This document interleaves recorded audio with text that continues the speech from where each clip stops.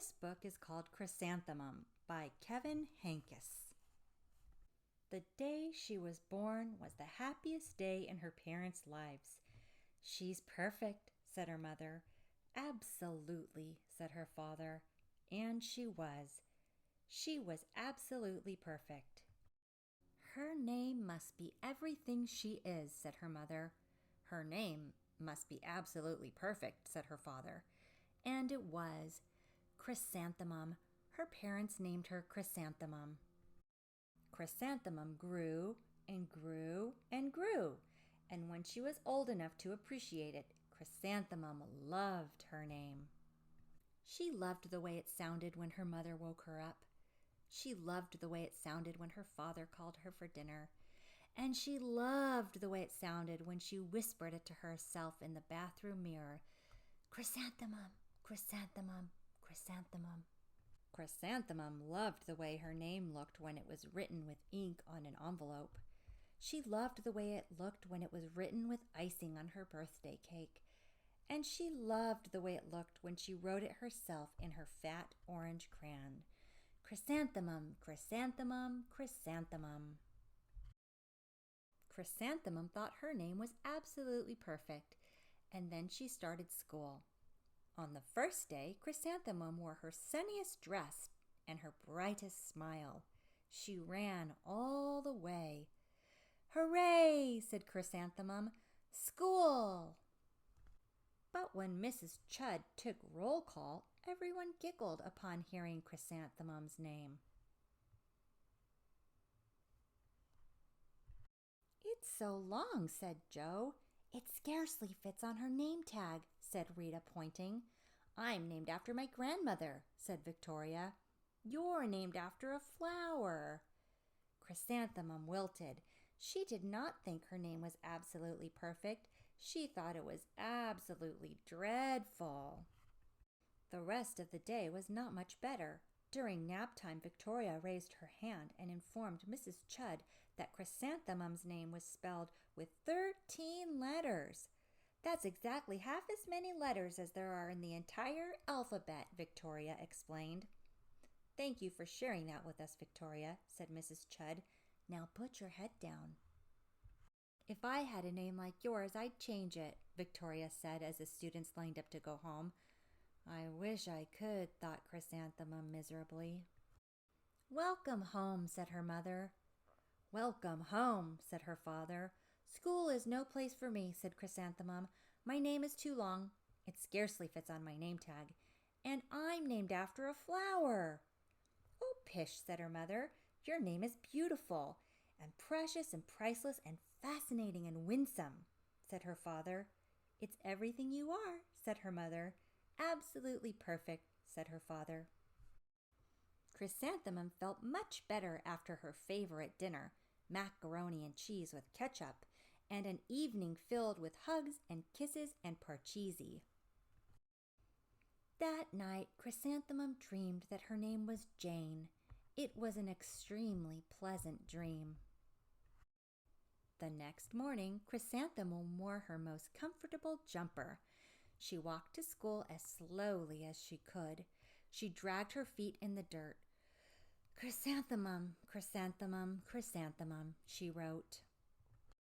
She even looks like a flower, said Victoria as Chrysanthemum entered the playground. Let's pick her, said Rita, pointing. Let's smell her, said Joe. Chrysanthemum wilted. She did not think her name was absolutely perfect. She thought it was absolutely dreadful.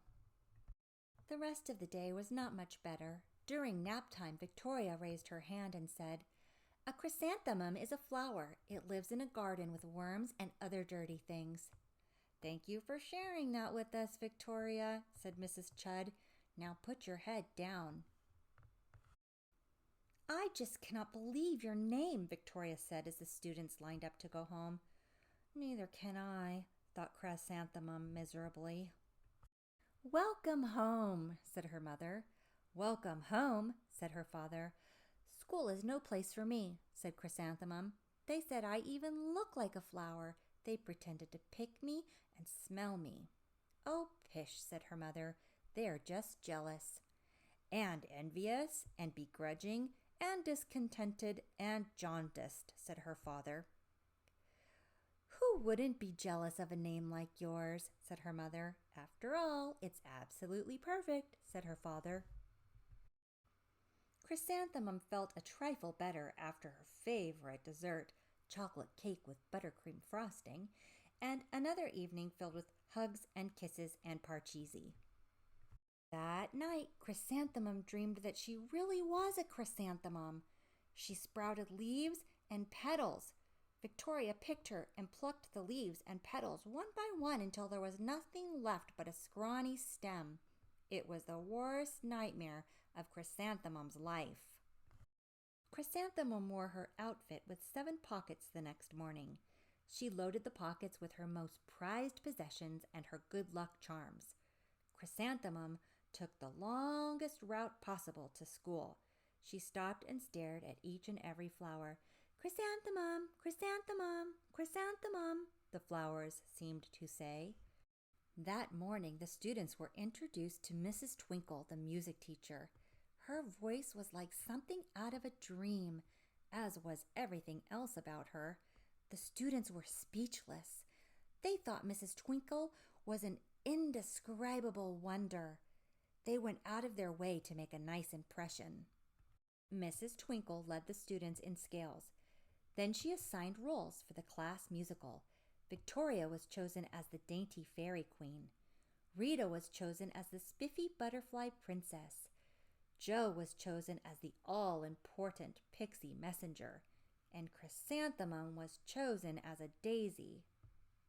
"Chrysanthemum's a daisy, chrysanthemum's a daisy," Jo, Rita, and Victoria chanted, thinking it was wildly funny. Chrysanthemum wilted. She did not think her name was absolutely perfect. She thought it was absolutely dreadful. "What's so humorous?" asked Mrs. Twinkle. "Chrysanthemum," was the answer. "Her name is so long," said Jo. "It scarcely fits on her name tag," said Rita, pointing. "I'm named after my grandmother," said Victoria. "She's named after a flower." "My name is long," said Mrs. Twinkle. "It is?" said Jo. "My name would scarcely fit on a name tag," said Mrs. Twinkle. "It would?" said Rita, pointing. "And," said Mrs. Twinkle, "I'm named after a flower, too." "You are?" said Victoria. "Yes," said Mrs. Twinkle. "My name is Delphinium. Delphinium Twinkle. And if my baby is a girl, I'm considering Chrysanthemum as a name. I think it's absolutely perfect." Chrysanthemum could scarcely believe her ears. She blushed, she beamed, she bloomed. Chrysanthemum, chrysanthemum, chrysanthemum. Jo, Rita, and Victoria looked at Chrysanthemum longingly. "Call me Marigold," said Jo. "I'm Carnation," said Rita, pointing. "My name is Lily of the Valley," said Victoria. Chrysanthemum did not think her name was absolutely perfect. She knew it. Epilogue. Overall, the class musical was a huge success. Chrysanthemum was absolutely perfect as a daisy. Victoria made the only mistake. She completely forgot her lines as the dainty fairy queen. Chrysanthemum thought it was wildly funny, and she giggled throughout the entire dance of the flowers. Eventually, Mrs. Twinkle gave birth to a healthy baby girl, and of course, she named her Chrysanthemum.